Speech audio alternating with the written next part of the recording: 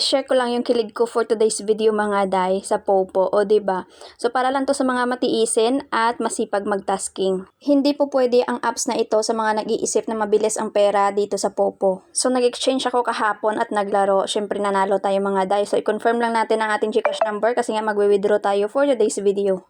$30 yung pwede nating ma-withdraw for today's video mga day. O diba? Ay, kakilig-kilig. So ayan pala yung panalo ko sa slot game kahapon. Baka isipin nyo na ang laki ng points tapos $30 lang yung pwede nating ma-convert. Ang 100 points po dito sa Popo ay $10 po yung equivalent niya sa real money.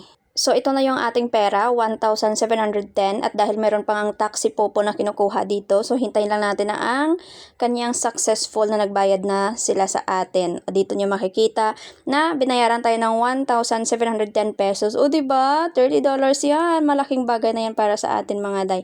Malaking tulong na to para pambili ng sapatos ng anak ko. Char! Share ko na din yung na-withdraw ko nung Monday ng gabi. So, $20 po yung na-withdraw natin. O, diba? Nasa Gcash ko na yan.